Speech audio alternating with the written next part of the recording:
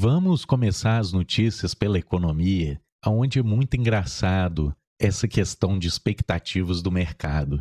Se durante os últimos meses a gente teve toda a discussão se o Banco Central americano ia manter ou aumentar ou reduzir as taxas de juros, na semana passada ele anunciou a decisão de parar os aumentos por enquanto, mostrando essa pausa no apertamento monetário que vinha desde o ano passado. Enquanto se gerava essa expectativa de pausa do apertamento monetário, os mercados financeiros subiram com números bastante positivos nas bolsas mundo afora. E finalmente, semana passada, foi concretizada essa decisão. E agora, uma semana depois, o mercado financeiro já entra numa ansiedade se vai continuar ou não, se vai aumentar ou não os juros. O que obviamente não é explicado por ansiedade exatamente, mas pela necessidade de gerar volatilidade, de gerar especulação, de gerar boataria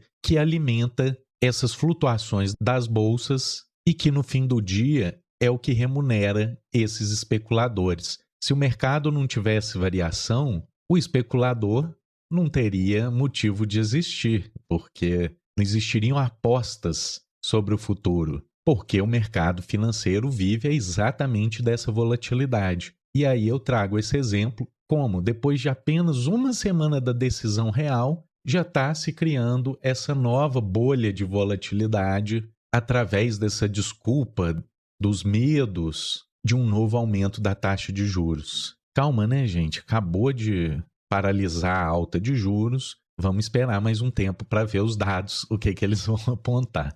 Mas, de novo, é óbvio que isso é uma brincadeira, eu entendo que é como o mercado funciona, gerando instabilidade para os especuladores lucrarem.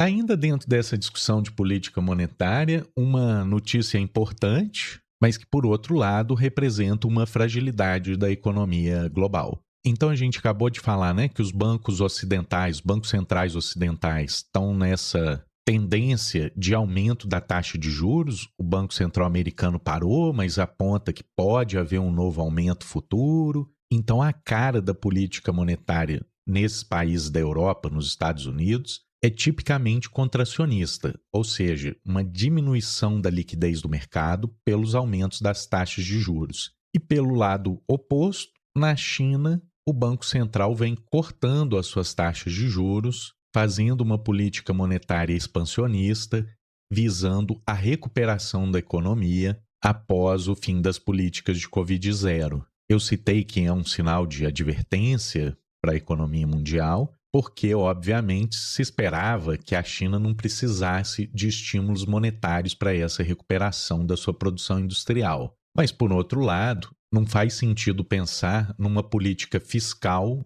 desassociada da política monetária. Então a China está fazendo certinho, né? As duas políticas atuando em conjunto na busca desse objetivo da sua recuperação econômica, depois de quase 3 anos inteiros fazendo políticas de distanciamento social. E mais um elemento de atenção para a economia mundial, que a gente vem insistindo aqui com frequência, os riscos de uma crise imobiliária. E eu trago um exemplo que talvez seja o mais agudo dessa potencial crise imobiliária, que é a cidade de São Francisco, na Califórnia, onde uma série de eventos se soma aos problemas estruturais de aumento do custo do crédito, que fazem com que a cidade seja ali esse centro das atenções do mercado imobiliário. E o que colabora para essa situação particular da cidade de São Francisco foram as demissões em massa que as empresas tecnológicas que estão situadas ali ao redor, no chamado Vale do Silício, que realizaram essas demissões em massa.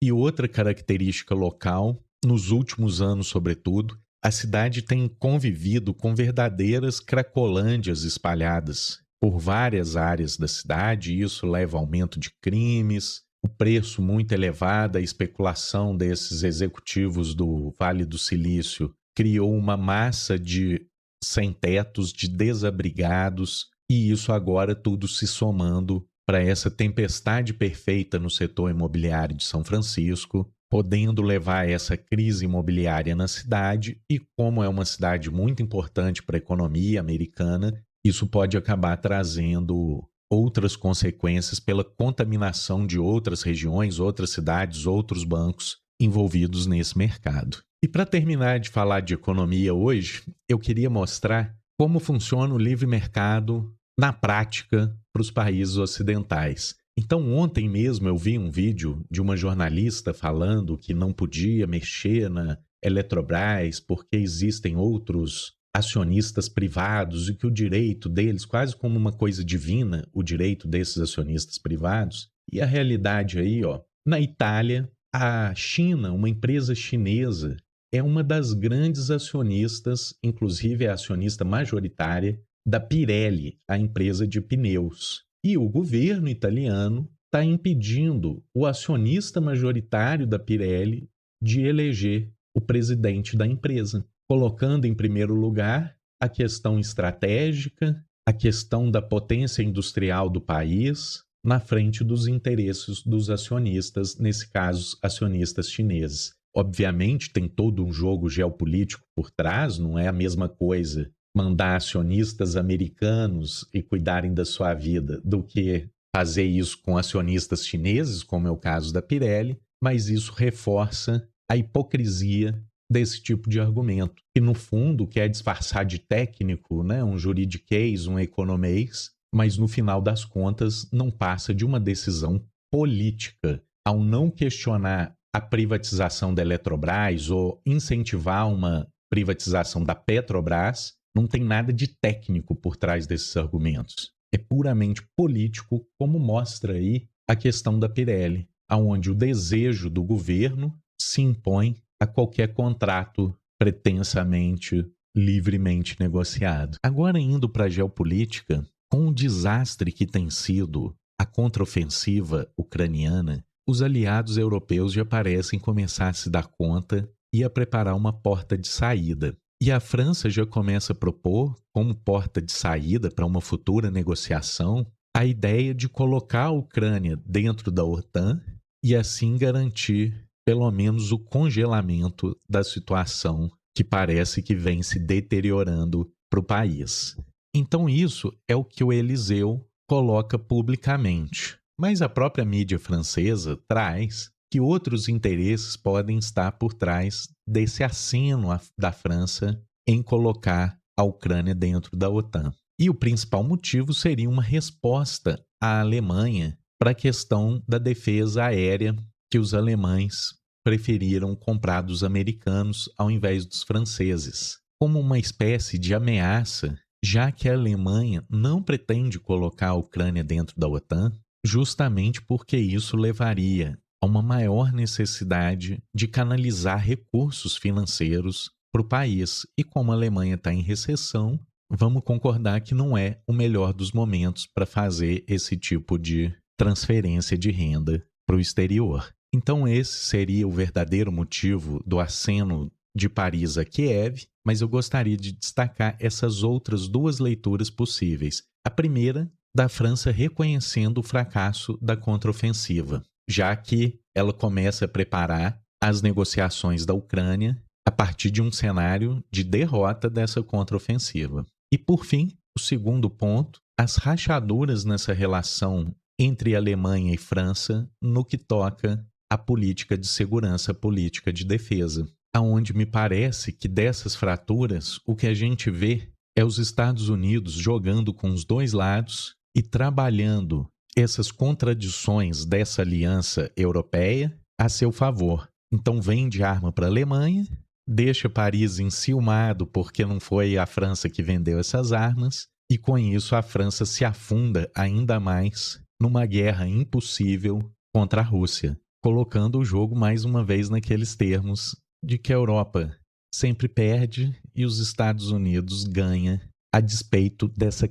canibalização dos seus próprios aliados. E para finalizar por hoje, uma matéria interessante no Le Monde sobre o Bolsonaro da Argentina, um economista ultraliberal de trejeitos trampistas chamado Javier Milei. Esse Milei, que é um anarcocapitalista, um ultraliberal, e que, com os problemas do peronismo, tem despontado como um potencial candidato competitivo para a eleição argentina no final do ano. Mas apesar desse entusiasmo que as pesquisas trazem com esse candidato de extrema-direita, a realidade nos últimos dias não tem sido muito favorável para ele. Em primeiro lugar, as alianças que ele tem feito, tipicamente com herdeiros da ditadura militar argentina, em especial com um general chamado Antônio Domingo Bussi, que estava disputando a eleição na província de Tucumã com aquele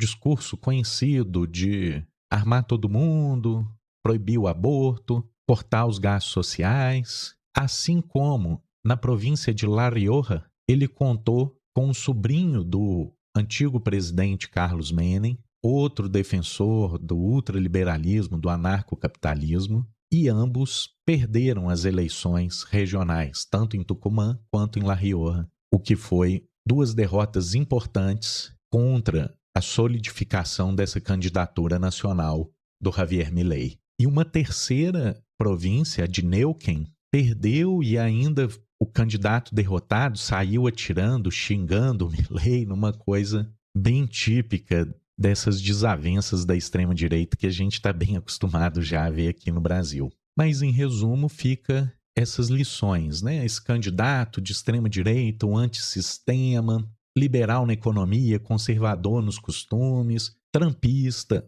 a favor das armas, contra o aborto e etc., com um script muito bem conhecido de nós brasileiros, vinha crescendo nas pesquisas para a eleição presidencial, mas, por enquanto, o resultado dessas alianças da extrema-direita na Argentina, quando confrontadas com a realidade das urnas, ainda não deslanchou e, pelo contrário, tem sido um fiasco, aonde o candidato dessa ala, o Ricardo Bussi, que eu falei em Tucumã, não chegou a 4% dos votos no final. Obviamente, ainda estamos distantes da eleição legislativa de outubro, mas apesar de toda a fragilidade do peronismo, o bolsonarismo argentino não parece estar conseguindo se firmar.